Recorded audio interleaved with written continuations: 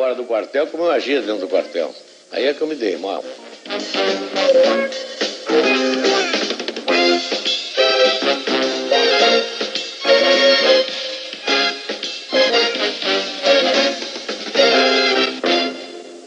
No início de agosto do ano passado, quando o presidente teve a primeira crise séria de dores nas costas e foi internado num hospital aqui de Brasília, eu tentei visitá-lo como amigo, mas fui barrado como jornalista. Então eu escrevi uma carta para o presidente e ele me respondeu com esse cartão. Meu caro Alexandre, estou muito alegre com a sua carta. Venha me visitar como amigo e não tenha receio de se portar como jornalista. Isso me encorajou a pedir uma entrevista ao presidente. Eu falei com ele e ele me disse que estava disposto a conceder a entrevista. Mas isso já faz mais ou menos 6 meses. Eu imagino que durante 6 meses o presidente protelou a entrevista porque não queria que ela fosse confundida com uma influência no processo sucessório. Depois ele me falou que na sua democracia o presidente não tem candidatos e não nomeia o sucessor. Presidente, e o seu candidato? Dizem que no fundo, eu por exemplo recebi uma informação que no fundo o seu candidato era o Costa Cavalcante. No fundo, o meu candidato era o que a convenção indicasse. Mas o Costa Cavalcante estava entre aqueles que eu preferia que fosse indicado. Mas o senhor um dia disse para o Armando Falcão que o Aureliano poderia ser o... Disse, uns 2 anos e meio antes da sucessão, ele me perguntou na casa do meu filho e disse: o Aureliano Chaves é um bom candidato. Apenas isso. Disse, seria um bom candidato. O senhor não quis indicar ninguém, não quis ter candidato, fez questão de não ter. Não quis indicar ninguém de propositadamente, que acho que o presidente não deve indicar ninguém. Mas interpretaram esse seu cruzar de braços diante dos candidatos como que o candidato seria o senhor. Que o senhor seria candidato o senhor mesmo, que o senhor queria reeleição, ou prorrogação, ou mandato tampão. Eu estava muito satisfeito com a presidência da República. Eu desde o começo dizia que não gostava do poder, então diziam, um presidente que não gosta do poder não pode ser presidente. Se eu tivesse dito que gostava do poder, ele é um ambicioso. Mas o fato é que eu não gostava mesmo. E o Maluf, presidente, também. Outra pergunta que fica no ar, que o senhor não teria se importado com a derrota dele, em primeiro lugar. O senhor... Não é que eu não teria me importado com a derrota dele, eu me importei com a derrota do candidato do meu partido. Como era casualmente ele, eu me importei, eu preferia que não... Mas o senhor já disse uma vez, o Maluf não faz meu gênero. Não faz meu gênero. Com muita gente do meu governo também não faz meu gênero. Eu já votei muita gente que não faz meu gênero. Eu tenho muitos candidatos que absolutamente não eram do meu gênero, mas eram do meu partido. Por exemplo, o senhor tinha um candidato que era seu colega de farda, o Lotte? Fazia meu gênero. Eu não votei nele. Votou no que não fazia seu gênero. Se eu pudesse, teria votado nele. Estava muito mais identificado com o que eu aprendi no Exército com meu pai do que com o que os outros diziam. Quer dizer, conclusão, Maluf não fazia seu gênero, mas o senhor o apoiou até o fim como candidato ao seu partido. Candidato ao partido. Quando quiseram que eu indicasse um candidato, eu não indico porque não é do temperamento. E mesmo que fosse o meu temperamento, eu não indico porque me tiraram o AI-5. Aliás, eu explicar se eu me tirou o AI-5. Mas eu indiquei. O senhor indicou porque tinha o AI-5. Me dá o AI-5, talvez eu indique. Se o senhor tivesse o AI-5, o senhor faria isso? Não. Se o senhor tivesse o AI-5, o que o senhor faria com ele? O AI-5? Rasgava. Infelizmente, o galho rasgou antes de mim. Presidente, João Batista de Oliveira Figueiredo, o homem, imaginou algum dia que seria presidente da República? Não, nunca imaginei. O máximo que eu almejei na vida foi chegar a ser um bom oficial de Estado-Maior do Exército. E eu acho que eu consegui. Mas presidência da República nunca me passou pela cabeça. Como é que o senhor soube que seria presidente? Diziam assim que o senhor já sabia muito antes. Foi mesmo no dia que se fala, no dia 27 de dezembro? Foi no dia 27 de dezembro de 1978, na Granja do IP, quando o presidente Geisel me chamou para me comunicar que se tinha fixado no meu nome. E eu, nessa oportunidade, eu disse para ele que eu não seria tão cretino a ponto de dizer a ele que estava sendo surpreendido, porque já mesmo os jornais iam falando no meu nome. E que, portanto, eu estava preparado para um dia ter que responder aquela pergunta. E já que ele estava fazendo aquela pergunta, eu perguntei para ele se era uma ordem ou se era um convite.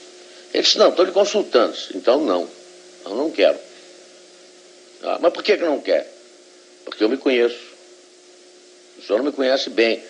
O senhor serve comigo, mas nós nunca tivemos um contato tão íntimo a ponto do senhor dizer possa me conhecer bem. Eu me conheço e sei que não sirvo para isso. O meu temperamento e os meus... Se eu consulte meus colegas do Exército, eles todos vão coincidir comigo que eu não sirvo para isso. Depois eu não quero. Ele tornou a insistir e eu pedi a ele 24 horas para ele pensar. No dia seguinte ele voltou para mim, conversamos, e ele disse, não tem jeito, vai ser você mesmo. E o vice foi o senhor que indicou?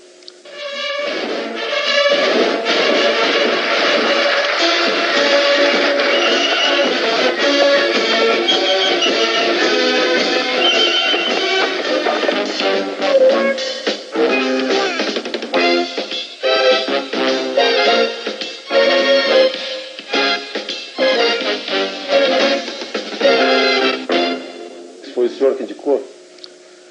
Depois de terminada essa primeira parte da conversa, ele virou-se para mim e perguntou, e o vice? Eu disse, tá, e o nosso Aureliano Chaves? Ele chegou-se muito bem. Você quer comunicar? Eu digo, não, já que o senhor me perguntou, o senhor comunica para ele. Mas quem citou o nome do Aureliano Chaves fui eu. Esclarece muitas versões aí de quem teria indicado. Não, ele não me indicou.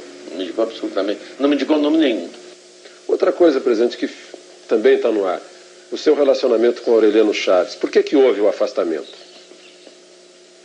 Isso é bom perguntar a ele.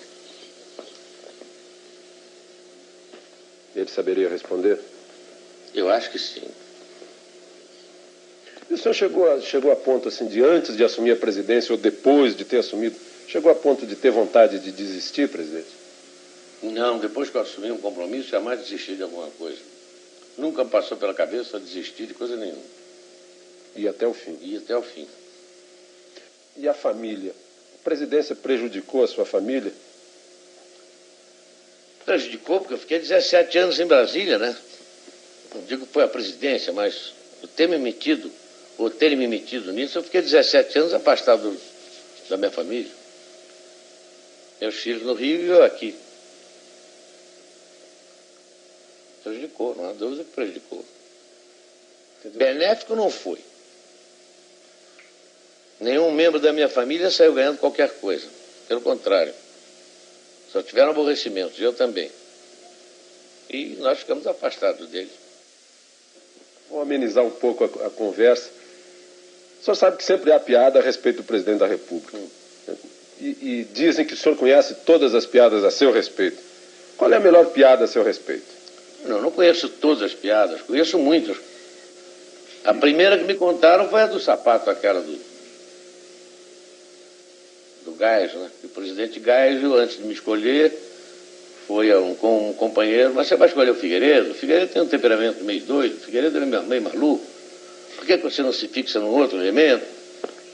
E que o Geisel, então, aconselhado por esse companheiro, teria consultado um psicanalista. Faz uma experiência, vai lá e diz ao psicanalista que quer ver as reações, como é que um presidente entra e sai do poder. Faz uma experiência com o senhor e depois faz uma com o Figueiredo. E o Geisel aceitou. E chegou lá e o psicanalista perguntou para ele, presidente, qual é o objeto que normalmente é quadrado, mas pode ser redondo, pode ter 4 pés, pode ser 6, serve para a gente se reunir em torno, para fazer refeições ou para conversar. Enfim, tem uma porção de utilidades, não sei o quê. Ele pensou, ele disse, uma mesa. Ele disse, muito bem, isso está perfeitamente. E qual é o objeto que todo mundo usa? Geralmente, para não andar com o pé no chão, todo mundo usa. E o Geisel, naquela precisão dele, de gostar das coisas precisas, perguntou se tinha cadarço ou não tinha cadarço. Sim. Não pode ter cadarço ou pode não ter cadastro. Então ele disse que é sapato. Ele sabe muito bem, o senhor está perfeitamente bem depois de 5 anos de governo. Aí quando eu entrei me fizeram essa pergunta. O Gás me contou. Olha, vão lhe perguntar isso assim, perguntar isso assim, assim, vai prevenir. E a primeira pergunta que me fizeram foi essa do sapato, justamente. E eu então perguntei, tem cadastro? O camarada disse, não pode ter cadastro e não tem cadastro. Então eu disse, então é um mocassim. Se não tem cadastro, é um mocassim. Foi essa a primeira que me contaram. Aliás, eu contei para ele. Mas o que eu achei mais graça é que diziam que desde o começo que eu não cumpria nada do que estava prometendo. Agora eu estou achando mais graça ainda dela. Agora você pede que olhem para trás para ver se o senhor cumpriu ou não. É o povo que julga se eu cumpri ou não. Eu tenho a consciência tranquila de que cumpri. O senhor entrou no mundo político, o senhor saiu do quartel e entrou no mundo político. Isso foi um choque para o senhor? Foi porque eu pensei que eu pudesse agir fora do quartel como eu agia dentro do quartel. Aí é que eu me dei mal. A massa era completamente diferente. A gente com quem eu ia lidar era completamente diferente. O tipo de reação... No quartel só se falava em cumprir dever, em bandeira, defender o Estado, viva a pátria. Era o dia inteiro isso. E aqui fora só havia interesse particular. A última coisa que eu ouvia falar era em Brasil. A ponto de eu perguntar uma vez a um determinado político, e o Brasil? Essa hora, presidente.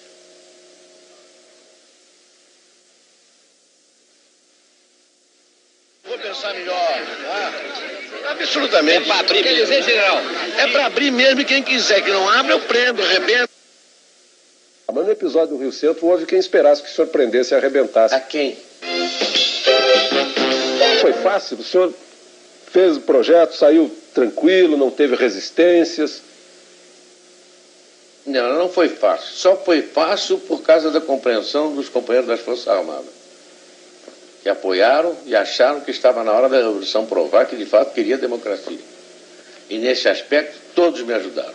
Volta de Brizola foi tratado e foi considerado como palatável. O Brizola? É. O Brizola, desde o começo, quando o repórter me perguntou, eu achei até um desaforo a pergunta que ele me fez. Se o Brizola ganhar, leva. Eu digo, estamos aqui brincando de eleição, menino. Se eu quisesse que o Brizola não fosse eleito, eu não teria dado anistia para ele. Aliás, como era a proposta do MDB, né? A proposta do MDB, eles não voltariam. Voltariam e não poderiam ser eleitos. E não poderiam ser eleitos. Aliás, uma pergunta semelhante foi no dia da sua posse, perguntaram para o senhor, mas o senhor vai mesmo fazer desse país uma democracia? E eu brincando disse, eu prendo, arrebento, não sei o que lá. Está aí o presidente que nós elegemos, prende e arrebente. Mas o senhor disse prendo e arrebento, e no episódio do Rio Centro, o senhor, enfim, o senhor fez essa democracia, está aí, chegamos à eleição, o senhor não precisou prender nem arrebentar, mas no episódio do Rio Centro houve quem esperasse que o senhor prendesse e arrebentasse. A quem? Aos autores. Mas quais foram os autores? A justiça me disse quais foram os autores? O senhor não... estava sob o regime constitucional, não tinha AI-5 na mão. Fiquei esperando que a justiça falasse. Sem o AI-5... Se eu passasse por cima da justiça, aí sim, poderiam dizer que era um regime discricionário. Mas todo mundo queria que eu fizesse isso. Talvez seja até o uso do cachimbo deixa a boca torta. Todo mundo esperava que o senhor adotasse uma atitude de AI-5. Pois é. O senhor precisou decretar medidas de emergência que estão na Constituição. E o general Newton Cruz foi o executor dessas medidas. O senhor acha que ele agiu bem ao executar essas medidas? Agiu muito bem. Agora todo mundo se queixa do exagero do Newton. Mas se naquela época não tivesse sido executadas as medidas de emergência, eles tinham executado a marcha sobre Brasília e haveria pressão sobre o Congresso. E mesmo com medidas de emergência, você se lembra como é que foi a votação. E agora o general Newton Cruz foi tirado do comando militar do Planalto. Ele foi punido? Não, ele foi promovido, porque ele foi chefiar foi ser subchefe de um departamento, que é o que cabe ao posto dele como general de divisão. E nem eu permitiria que ele fosse punido, porque não cometeu transgressão nenhuma.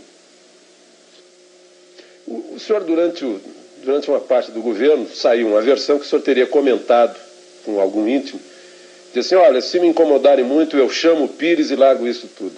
O senhor não, de fato, numa reunião com alguns ministros, eles começaram a tocar em assuntos que estavam me desgostando já há tempos, e insistiram no assunto. E eu, brincando com eles, disse, olha, se insistirem nesse assunto, eu chamo o Pires e vou embora. E eles caíram na gargalhada. Mas isso foi em ar de brincadeira. E foi uma vez só. E aí generalizou-se de que eu chamaria o Pires. Mesmo porque não caberia chamar o Pires. Se eu tivesse que ir embora, teria quem chamar. A Constituição diz quem é que teria que ser chamado. Vice-presidente. Agora, foi uma brincadeira minha. Presidente, por falar em chamar o Pires, a Veja publicou na outra semana uma versão de que no segundo semestre do ano passado teria estado na iminência de haver um golpe militar. O senhor leu essa versão? O que o senhor acha? Li, depois de me chamar a atenção, e achei muita graça. Porque eu nunca estive na iminência de dar um golpe. Sempre que houve possibilidade de alguma coisa, eu entrei e valeu. Jamais passou pela cabeça do general Pires aquilo. Aquilo ali foi a maior história de ficção que eu já li na minha vida. Tem ali algumas meias-verdades e alguns assuntos que nós possamos ter discutido. Mas na reunião preliminar com os ministros, com os presidenciáveis, eu discuti com os ministros militares. E um dos assuntos foi esse. As hipóteses possíveis. E essa hipótese foi completamente riscada. Eu tenho aí a cópia do documento, eu redigi e todos eles assinaram o documento. Não é absolutamente verdade o que está ali. E a imprensa, presidente? O que o senhor acha do trabalho da imprensa? O trabalho da imprensa no meu governo foi trabalhar contra mim. Contra o meu governo, porque tudo que se saía na imprensa ou saía truncado, ou saía meia-verdade, ou então era inventado. A ponto de um dia eu chamar um determinado editor que foi lá me pedir um determinado dinheiro para a revista dele, para o jornal dele, e eu peguei assim um número e disse assim, olha, só nessa reportagem tem 11 mentiras. 11 mentiras que eu constato que foram comigo. Por exemplo, quando saem versões de conversas aqui de dentro, o senhor se encontra com um político, sai versão de conversa. Algumas vezes os políticos ouvem, estão aqui em casa, ouvem e contam. Tem alguma coisa de verdade. Outras vezes não tem absolutamente verdade nenhuma. Como é que o senhor... Quer dizer, o senhor fica meio sem ter meios de... Não, às vezes eu mando agradecer ao político a veracidade com que ele contou a conversa. Já muitas vezes aconteceu isso. A fidelidade com que ele repetiu.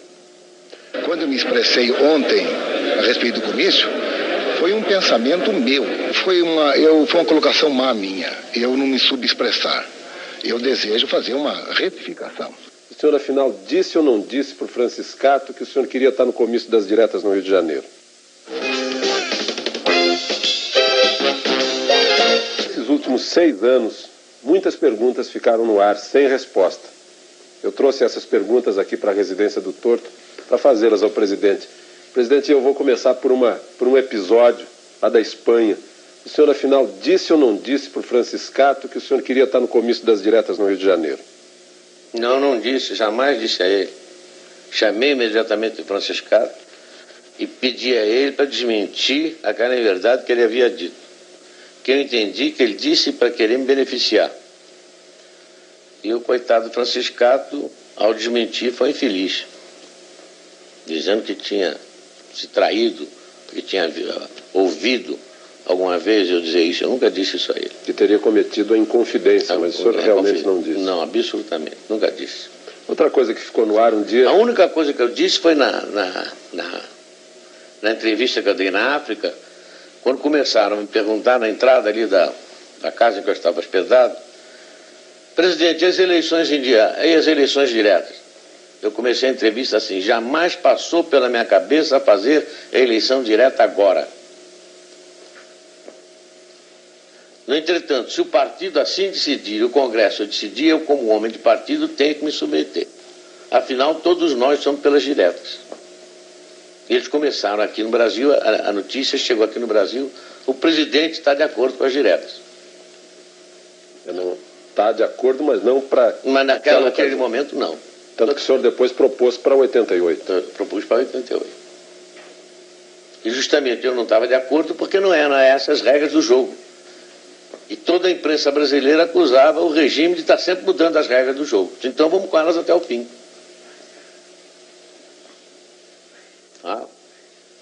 As regras do jogo foram até o fim e ganhou o candidato da oposição. O senhor lamenta isso? Lamento, que eu preferia que tivesse ganho do meu partido, fosse ele quem fosse. Mas um dia o senhor estava com o candidato do seu partido, e essa é outra pergunta que ficou no ar. O senhor estava com Paulo Maluf no seu gabinete e os fotógrafos contam que ouviram Maluf dizendo: sorria, presidente. E o senhor teria respondido para o Maluf: eu não sorrio, a casa é minha, aqui eu faço a cara que eu quiser. É que eles ouviram mal, então deturparam o que eu disse. De fato, o Maluf perguntou: sorria, presidente. Eu disse: eu não posso sorrir porque a cara é essa que eu tenho e eu não posso mudar. Então confundiram cara com cara. Eu admito que tenha sido isso. E admito que tenha sido um ou dois fotógrafos só que ouviram. Presidente, um episódio lá do início, antes do seu início de governo, aquela versão do cheiro do povo e o cheiro do cavalo. Agora, depois desses 6 anos, eu volto a perguntar para o senhor gosta mais do cheiro do povo ou do cheiro do cavalo? Olha, aquilo só pode ter sido ou uma maldade do jornalista que ouviu o que eu disse, porque ele me fez a pergunta e eu bati no ombro dele, olhei para a cara dele e disse: olha aqui, meu filho, eu gosto mais do cheiro do cavalo, você tem razão. Para não dizer outra coisa que eu devia ter dito. E ele maldosamente compreendeu, mas foi discutir com outro sobre se devia ou não publicar. Mas já que você me fez essa pergunta, seria uma imbecilidade de mim, a toda prova, eu ter dito que gostaria mais do cheiro do cavalo. Mas agora, no momento, eu digo que eu não gosto do cheiro dele. De quem fez a pergunta, não gosto. Como é que o senhor recebia essas críticas? Não, as pessoas que o cercam no palácio nunca sonegaram do senhor as críticas? Não, nunca sonegaram. Até pelo contrário, quando alguns exageravam até nas críticas, o SNI sempre me informou muito bem. E os companheiros também sempre me informaram muito bem. Eu recebia com naturalidade. E às vezes até com uma ponta de ironia. Porque criticando a mim, estavam criticando vários companheiros que estavam do lado de lá e que tiraram vários cursos comigo. Mas alguma crítica que o senhor chegou a verificar para ver se era verdade ou não? O senhor já... Não, as críticas que fizeram, eu tomei todas como coisa de... o meu humorismo, nunca tomei como verdade, porque não eram verdade mesmo. Presidente, o SNI sempre informou bem o senhor, porque o senhor já foi chefe do SNI. Dizem que o SNI fica criando complôs, levando informação do presidente. O senhor acha que sempre houve informação fiel, precisa do SNI para o senhor? O SNI tinha informação tão precisa que quando o ministro vinha tratar do assunto, eu sabia mais do assunto do que ele. E fazia uma pergunta, às vezes, que desmontava todo... Quer dizer, o ministro vinha fazer uma proposta para o senhor sobre energia nuclear, por exemplo, o senhor já estava sabendo de tudo? Eu já tinha recebido uns 15 dias antes um dossiê sobre energia nuclear. O senhor, quando chefe do SNI, corria a versão de que o senhor teria livrado alguns jovens que estavam sendo acusados, o senhor agiu para libertá-los, aconteceu isso? Não, para libertá-los não, para que eles pudessem trabalhar, porque eles estavam fichados na SNI e não tinham culpa nenhuma. E quem fichou por maldade. Alguns tinham alguma culpa, mas não era culpa a ponto de eliminá-los. Alguns até eu empreguei lá mesmo. Qual foi a maior tristeza que o senhor teve nesses 6 anos? Por ter constatado que alguns homens que eu pensava que fosse alguma coisa eram completamente diferentes. O senhor não gostaria de citar o nome desses homens? Não, porque um dicionário era capaz de não caber todos os nomes deles. E a maior alegria, presidente? A maior alegria foi não ter conhecido antes algumas pessoas que eu poderia ter conhecido. Essas o senhor poderia citar? E ter conversado com o presidente Geisel depois de tanto tempo, em que diziam que nós estávamos brigados, em que eu convidei para almoçar e ele veio e conversamos durante 3 horas. Faz um mês isso, mais ou menos? Faz mais tempo. Qual foi o tema da conversa, presidente? Foi a sucessão presidencial. Porque eu senti que ele tinha uma opinião e eu tinha outra. Mas saímos bons amigos. Ele do lado de lá e eu do lado de cá. Continua a relação? Eu espero que sim. Eu não tenho nada contra ele, gosto muito dele. O senhor me contou sobre o Darcy Jardim de Matos. O senhor me falou assim, é desse tipo de homem que eu... Esses são os homens que eu admiro. O senhor o convidou para conspirar antes de 64. Ele disse, eu não entro em conspiração, mas vou estar ao seu lado. Ele e meu irmão Diogo. E foram os dois primeiros que se apresentaram. E nunca conspiraram. Mas é depois... Aí onde eu queria chegar é o seguinte, depois desses 6 anos, eu vejo aí na votação do presidente da República no colégio eleitoral, a primeira vez que seu nome foi lembrado no plenário foi por um ex-caçado, Jorge Carone, que agradeceu ao senhor pela anistia. Como é que o senhor, depois desses 6 anos, como é que o senhor analisa o coração dos homens, as pessoas que o senhor conheceu? Como qualquer homem de bom senso, qualquer homem de bem poderia analisar. O que eu poderia esperar? Eu não poderia esperar isso. E, no entanto, devo isso a ele. O senhor imagina agora que o senhor está passando a faixa para o Tancredo, o que passa no seu pensamento? A declaração de um ortopedista do Rio de Janeiro, dizendo que não gostaria de ser seu médico, porque o senhor é um paciente muito indisciplinado. O senhor causou problemas para o Dr. Newton, presidente? Só o Dr. Newton que pode responder isso, eu não sei. Agora, que ele é um chato, é. Como é que o senhor está hoje, física e espiritualmente? Olha, fisicamente eu não estou muito bem, porque ainda estou com a perna meio boba. Mas espiritualmente estou muito bem.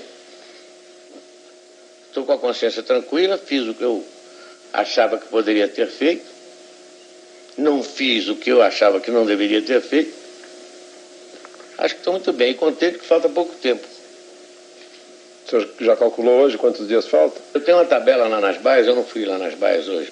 Faltam 8 com 28 de fevereiro, são 36 com 15, 46, 51 dias. O senhor está contando mesmo os dias que faltam? Todo dia vou lá nas baias, quando eu vou lá eu corto. Mas o senhor foi à ONU, o senhor esteve no México. Como é que foi nesses 2 últimos anos aí? O senhor parece que defendeu um ponto de vista que foi vitorioso. Eu comecei inicialmente procurando congregar todos os países sul-americanos em torno de uma ideia, de uma fala só no sentido daquelas partes comuns de política externa. Consegui.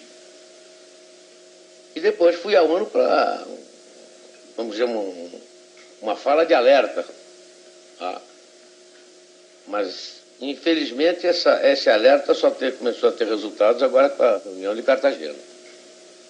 Quando eu senti que, de fato, os países desenvolvidos começaram a se preocupar.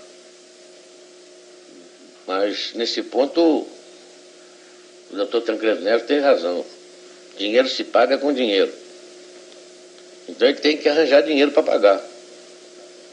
O senhor sempre pagou a dívida com dinheiro? Sempre paguei dívida com dinheiro. Não paguei com a miséria do povo, não paguei com dinheiro mesmo. Eu espero que ele consiga isso também.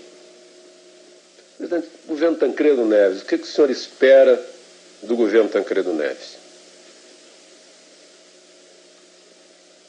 Eu não espero do governo dele, eu espero que ele tenha um pouco mais de sorte do que eu tive. E que no final do governo dele o povo faça mais justiça a ele do que fez a mim. Mas agora no final do seu governo até a oposição está fazendo justiça ao senhor. Foi lá no Palácio, o Hélio Garcia, o José Richa, o Iris Rezende estão convidando o senhor para homenagens, comícios. O senhor vai nesses comícios? Não. O senhor não vai mesmo? Nem de lá do cá, nem do lado de lá. Mas fico muito honrado com o convite que eles me fizeram, muito agradecido. Sinal que alguém reconheceu que nem tudo que eu fiz foi ruim, né? O senhor agora, lá no sítio do Dragão, o senhor vai estar tranquilo. Se alguém aparecer lá para falar em política, pedir conselho, pedir que o senhor volte, ser candidato a senador, alguma coisa assim. Eu acho que não vai aparecer ninguém. E se aparecer? Duvido. Eles me conhecem. A partir do dia 15 de março eu não sofro certas restrições que o cargo impõe. Você não precisa se conter. Não preciso me conter. O senhor me contou certas coisas que a gente não pode revelar, que realmente o senhor tinha boas razões para não se conter e se conteve. Tanto que tenho medo de não poder me conter depois do dia 15. No dia que o senhor estiver passando a faixa para o Tancredo, no dia 15 de março, o senhor imagina agora que o senhor está passando a faixa para o Tancredo, o que passa no seu pensamento? Eu tenho pena dele. Tenho uma pena danada dele. Por quê, presidente? Ele vai passar pelo que eu passei. O senhor não acha que ele está com mais opinião pública dando força para ele? Tá com... Esse é que é o perigo, justamente. É que ele está com o apoio da opinião pública, está todo mundo esperançoso que ele possa fazer milagre, mas ele já disse que não vai fazer milagre, porque ele é um homem inteligente e sabe que não pode. Ele esteve aqui conversando com o senhor. Ele jantou comigo aqui uma vez, há uns 2 ou 3 anos atrás, e esteve no Palácio outro dia. Esteve no hospital me visitando.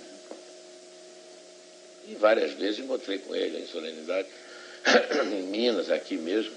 Essa passagem de serviço o senhor já abriu a ele? Ele já está, de certa forma, sendo ouvido? Já, eu disse a ele que tinha todos os órgãos do governo à disposição. Se ele quisesse, eu mesmo estaria à disposição dele para qualquer coisa. Inclusive nessa questão de fechamento da renegociação da dívida? Não, isso nós não tocamos. Agora, apenas disse a ele que iria ser difícil. Porque se dependesse do governo americano, muito bem. Mas não depende do governo americano, depende dos banqueiros americanos. Presidente, hoje, se o senhor olhar para trás nesses 6 anos, e na hipótese que eu acho que para o senhor seria uma péssima hipótese, se eu tivesse que assumir a presidência da República, que coisas que o senhor fez que não faria? E que coisas que o senhor deixou de fazer que faria? Coisas, fatos? Atos, ações de governo. Alguns fatos aí, alguns atos e fatos, talvez eu não tivesse feito, não deram certo. Outros que eu não fiz, talvez eu tivesse feito, talvez dessem certo. Agora, uma coisa que eu acho que faria, não faria novas relações. Relações Eu pessoais. queria ficar com os amigos que eu já conhecia há 50 anos. Eu fui muito infeliz com as relações novas que eu fiz. Elas o surpreenderam. Desagradavelmente. Teria sido, o senhor me desculpe, teria sido ingenuidade política sua? Ou esperteza política deles, ou as duas coisas. Ou um julgamento demasiado severo a respeito da minha inteligência.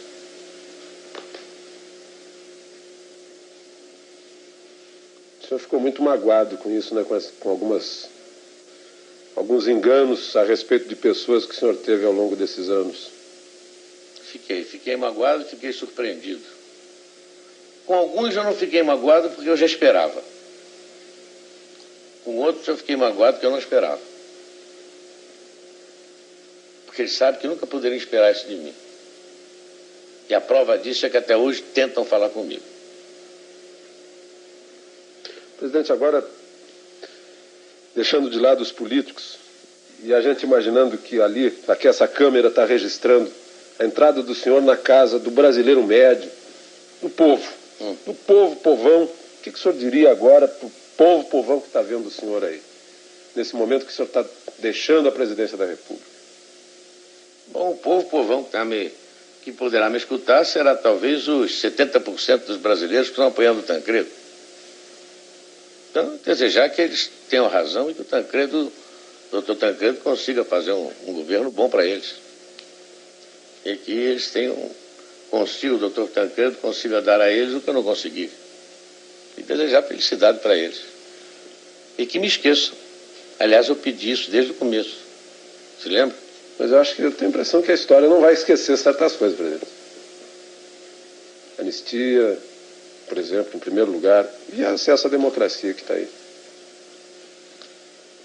Pode ser que eu não esqueça, mas eu preferia que esquecesse. Para o senhor viver tranquilo lá no sítio do Dragão. E que não me venham conversar mais sobre política. Que aí eu abro o meu arquivo. O senhor tem cartas e papéis guardados? Muitos. Bom, presidente, muito obrigado ao senhor. Obrigado. Obrigado a você também. E obrigado a vocês.